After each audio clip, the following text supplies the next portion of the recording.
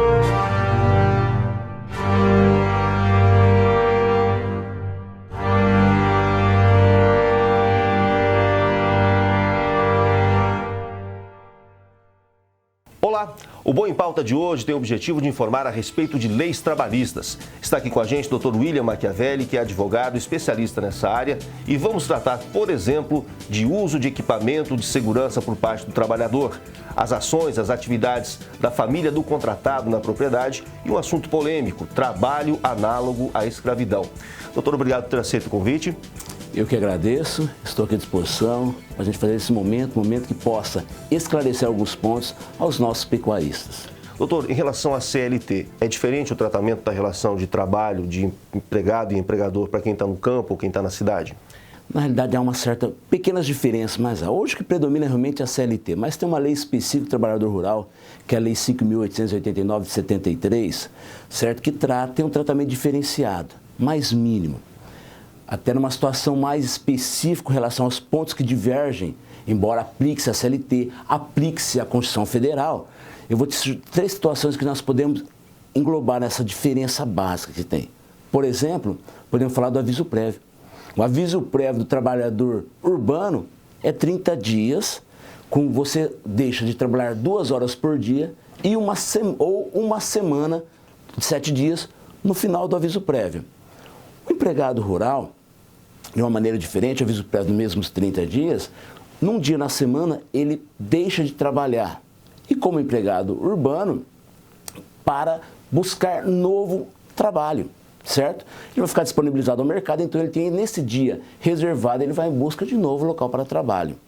Outra situação que eu posso te falar também é com relação ao adicional noturno, certo? Porque o horário, Luciano, do urbano é das 22 às 5 da manhã. No horário do pecuarista é das 20 horas às 4 horas da manhã. E no caso do agricultor, das 21 às 4 da manhã. O adicional noturno ocorre em situações diferentes nessas situações. Exatamente. Certo? Inclusive outra diferença que tem, por exemplo, na cidade, no urbano, o adicional é 20%.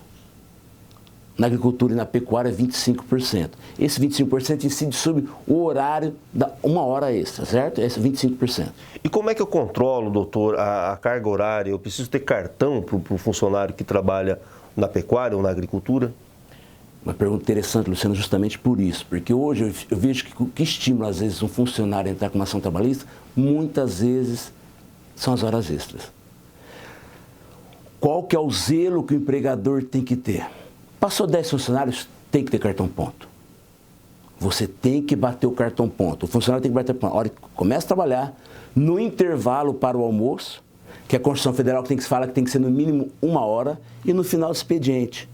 Certo? Então, há essa necessidade de bater o cartão ponto. Algumas situações acontecem, por exemplo, no campo, por exemplo, de fazenda, de pequeno porte, que está só o caseiro e mais um funcionário. Como tem menos de 10 funcionários, não há obrigatoriedade de bater o cartão ponto. E outra situação importante também, se o empregador não fica lá fiscalizando o horário que o funcionário trabalha, não há necessidade nem do cartão ponto. Porque não há quem fiscalize o horário dele. Ele tem liberdade nesse horário. Nem cartão, nem livro ponto. Nem cartão, nem livro ponto. Inclusive o livro ponto hoje está em desuso. Tá? Não se admite. Hoje é cartão ponto realmente. Uma situação eventual, doutor, que eu contratei o caseiro para minha propriedade, veio ele, veio a esposa, daqui a pouco o filho que estudava na cidade veio para a propriedade também, daqui a pouco tem uma tia, um sobrinho. Até que ponto esses agregados podem comprometer ou podem gerar uma demanda lá no tribunal? Olha, é uma situação extremamente interessante e preocupante também. Você contratou, vamos falar da prática nossa, do dia a dia, da prática forense realmente, de fato. Você contratou o pai, aí vem a esposa, vem o filho, como você disse, até outros familiares. O que caracteriza a subordinação são 3 elementos: habitualidade, subordinação e remuneração.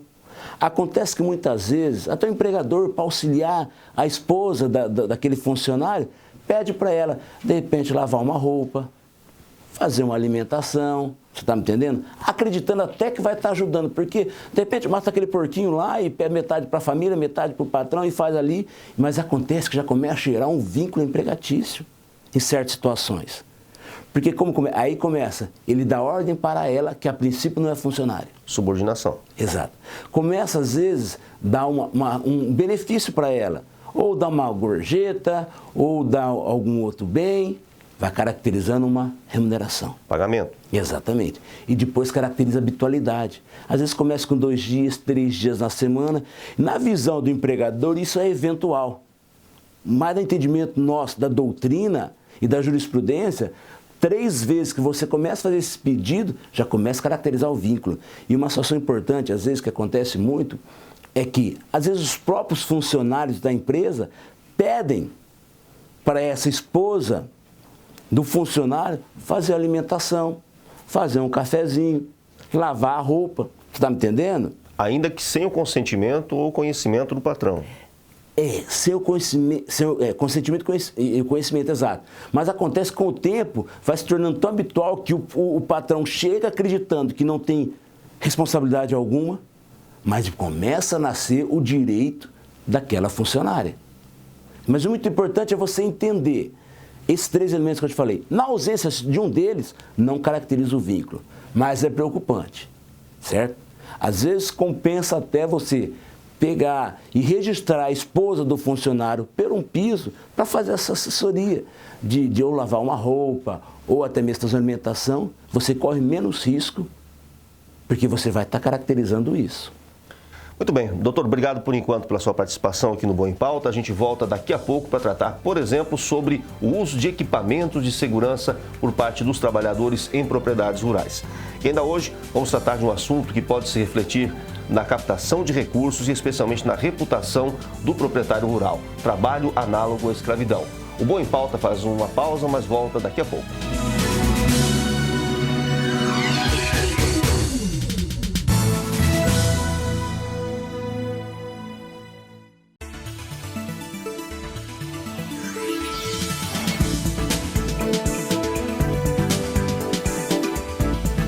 O Boa em Pauta está de volta tratando sobre leis trabalhistas com o Dr. William Machiavelli, advogado, especialista nessa área, doutor a respeito do uso de equipamento de segurança por parte do trabalhador em fazendas de pecuária. Isso também é obrigatório? Isso é obrigatório, com certeza. Todo equipamento de proteção é obrigatório. E é uma exigência que é feita pelo Ministério do Trabalho mesmo, certo? E o interessante não é só apenas e tão somente fornecer esse equipamento de proteção. Você tem que ficar vigiando o uso desse equipamento. Mas se o funcionário não quiser usar, atrapalha no desempenho do serviço, qual a atitude do patrão? Não importa. Para o legislador não importa se atrapalha. Foi feito EPI para ser usado. Tanto é que há muitas empresas nesse setor aqui na região e no Brasil inteiro, de medicina de prevenção e acidente de trabalho. Justamente por isso, justamente para evitar esses problemas. E o EPI, seja máscara, seja luva, seja protetor auricular, seja óculos, não importa.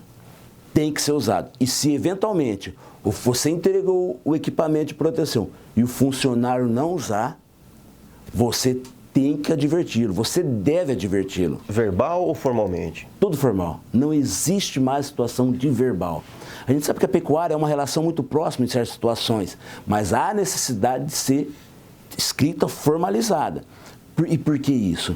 Porque quando você entrega esse equipamento, nesse equipamento existe um certificado, que é aprovado pelo Inmetro, que realmente vai evitar maiores danos ao funcionário. Não basta ser só qualquer equipamento, não.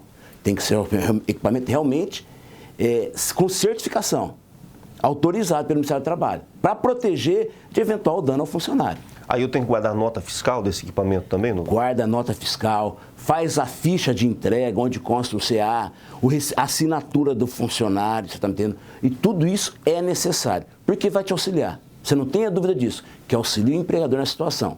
E como eu disse, pode caracterizar até uma justa causa. Não utilizou, advertência, suspensão e demissão por justa causa. Nós chamamos isso de culpa em vigilando.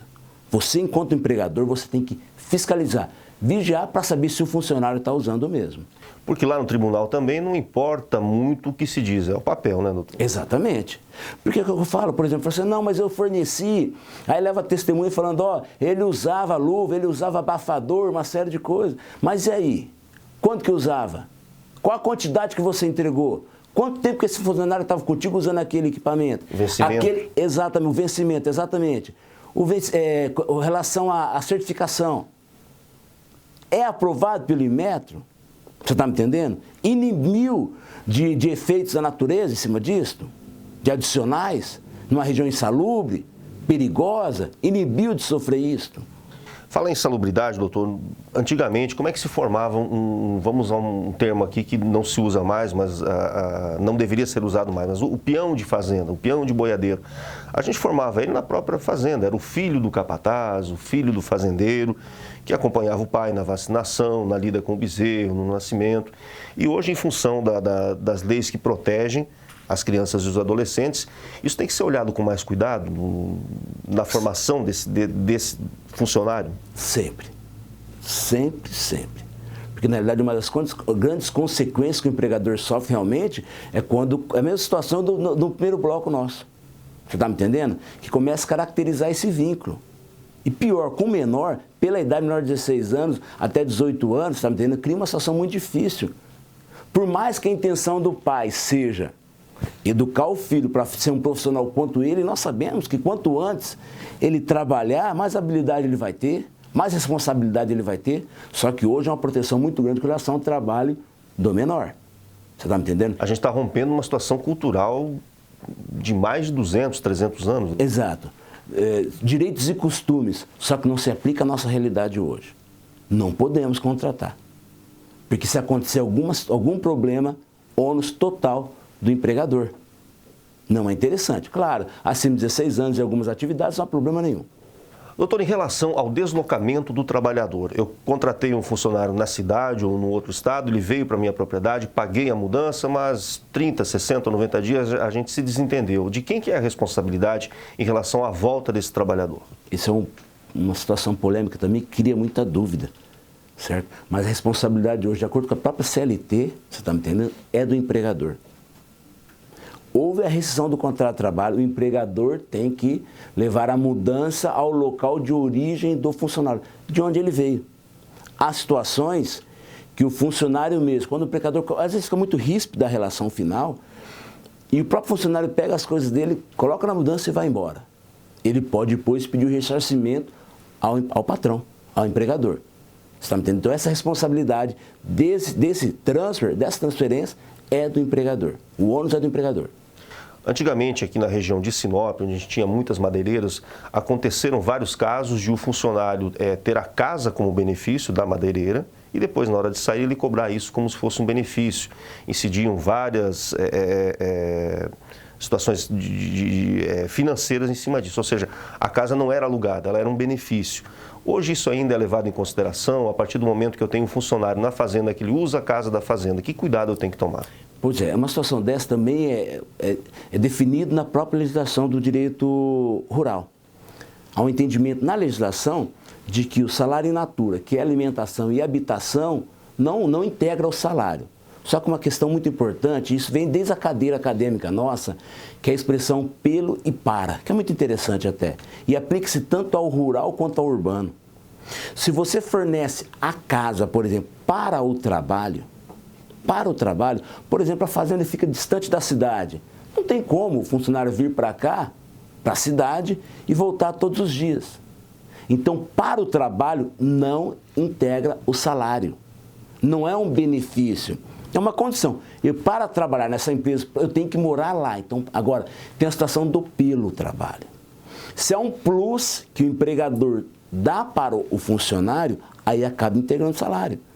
Por exemplo, numa situação do pecuarista, né, embora seja de pecuária, fornece para o gerente dele uma casa aqui na cidade. Está agregando. Está agregando, porque é pelo trabalho dele. Não é para o trabalho, é pelo trabalho dele. E aí aquele contratinho de R$10 também já não convence mais o juiz, né? Não convence, porque cria muita controvérsia. É interessante que se realmente forneceu, desconte.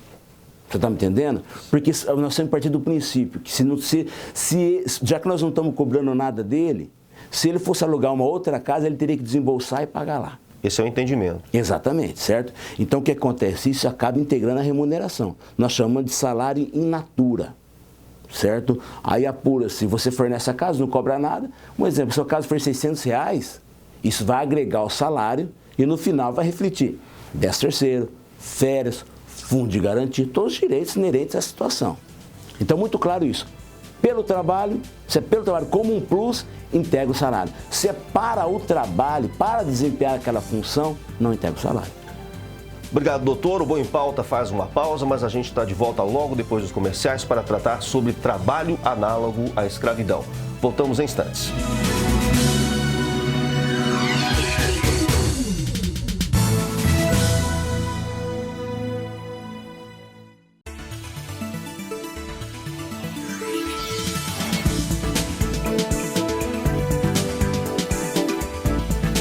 No último bloco do Bom em Pauta de hoje, trabalho análogo à escravidão. Doutor, o que é que caracteriza, o que é que tem de novidade a respeito desse assunto?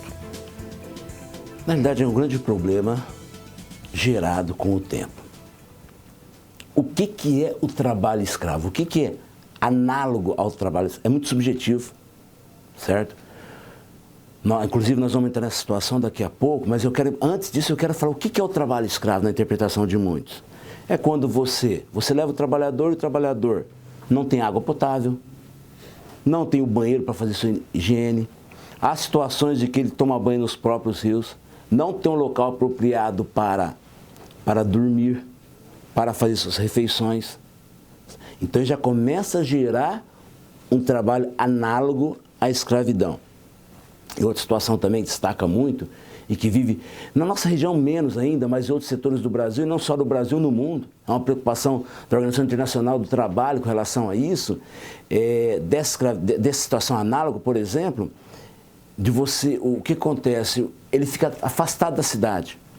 Há situações em que o empregador compra a alimentação da cidade e leva lá para o campo, leva lá no mato, no meio do mato, e começa a vender esses produtos. Certo? O cigarro, para quem está no mato, que talvez conforte um pouco, talvez até a própria bebida, e o gênero de primeira necessidade, e acaba vendendo, fazendo um mercado disso. CLT proíbe isso, exatamente, mas acontece muito disso. Acontecia mais, hoje menos, certo? Mas isso acaba gerando um trabalho análogo. Por quê? Porque o funcionário acaba comprando por um preço maior, e vai apurar os valores de crédito e débito no final do mês, o funcionário está devendo mais do que tem para receber. Isso tem gerado um pouco a situação do trabalho análogo à escravidão, porque ele trabalha sem receber. Mas quando você está, por exemplo, doutor, numa situação lá no interior do Pará, né? Eu estou abrindo uma área nova, como é que eu providencio água potável para o cara que está em cima do trator? Uma garrafa térmica já não me exime um pouco dessa culpa, doutor? Olha, uma situação interessante nesse ponto. Exime. Você está me entendendo? Hoje tem trabalhado muito com containers também. Você está me entendendo? A situação, mas hoje o Ministério do Trabalho exige esse tratamento. Por isso que eu falo que ele é muito subjetivo. Você está me entendendo? Porque qualquer situação de você, com containers que você tem, consegue colocar toda uma estrutura de acomodações, água, com tratamento, necessariamente, você está me entendendo uma situação? Não pode ser aquela situação de água do rio. Mas você trazendo um barril com água, que seja tratado, tem que ser tratada a água, que seja com filtros, mas esse tratamento. Não, às vezes acaba criando uma situação diferenciada. E hoje, Luciano, o acesso à legislação é muito grande. Porque às vezes tem situação de funcionários que vão e saem do mato, roda, vão para Brasília denunciar. Tem alguns que são profissionais com relação a isso. Para falar, em tal local está tendo escravidão. E aí quando vem o Ministério do Trabalho, e baixa lá. Até que ponto a Justiça observa a posição do proprietário rural, independente se é área nova, área antiga, essa coisa toda, o meu direito de defesa em relação à palavra desse trabalhador, independente de ele estar certo ou errado, até que ponto é relevante o posicionamento, a posição do proprietário? Olha, veja uma situação, tudo está em cima dessa visão do tratamento com relação ao funcionário. Qual que é o procedimento? Dia de uma denúncia, o Ministério do Trabalho vai lá com os fiscais e analisa se a situação realmente é degradante ou não. Você está me entendendo? Se for degradante, na hora, porque tem situações que não há nem um registro em carteira. Não é o caso da nossa região, que a nossa região hoje tem uma vantagem muito grande, Luciano, tá? Os nossos empreendedores aqui têm uma preocupação com isso. Com assessoria de contabilidade, com assessoria de advogados, com assessoria de empresas de proteção, de acidente, nós temos essa preocupação, nosso empreendedor aqui está tendo. Mas voltando àquela situação, o Ministério do Trabalho vai lá e analisa, é situação análoga? É feita situação análoga? Então qual que é a consequência?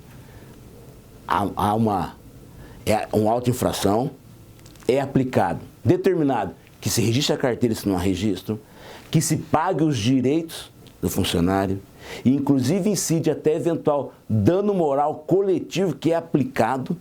Inclusive o artigo 149 do Código Penal Brasileiro fala exatamente com pena de 2 a 8 anos de reclusão se encontrar alguém que está explorando uma situação análoga à escravidão, responde criminalmente. Em relação à publicidade disso, doutor, até que ponto a Justiça pode permitir que eu seja acusado? Porque isso se reflete na captação de recursos, na minha reputação como proprietário rural. Eu vou te falar, Luciano, que foi a pergunta mais importante que você fez nesse nosso quadro aqui, e nesse programa nosso hoje. Desde 2003, tem a lista suja. É uma lista feita pelo Ministério do Trabalho e Emprego, em que constava todas as empresas que trabalhavam em situação análoga à escravidão. Desde 2013, você entrava no sistema do Ministério do Trabalho e tinha essa relação. Estava sujo. Estava sujo. Lista suja. Como a ficha suja dos políticos, mas a lista suja. Em 2011, baixou uma portaria interministerial, número 2 do Ministério do Trabalho e Emprego, procurando regularizar essa situação, inclusive com a lista suja. Em 2014, a Associação Brasileira das Imobiliárias entrou com uma ADIM, uma ação direta constitucional contra essa portaria, certo? Entendendo que não era correto essa maneira, foi deferido, certo? Então cessou, aí impediram de fazer essa publicidade. Porém, em maio do ano passado, foi instituída uma portaria 4, reconhecendo essa situação, legalizando os danos anteriores, certo? Regularizando o que tinha de errado na outra portaria. Essa ADIM foi no STF e a ministra Carmen Lúcia julgou prejudicada aquela outra ação. Você está entendendo? Já resolveu prejudicar a ADIM e já começou a entrar em vigor essa portaria 04. Ou seja, hoje isso pode ser publicado?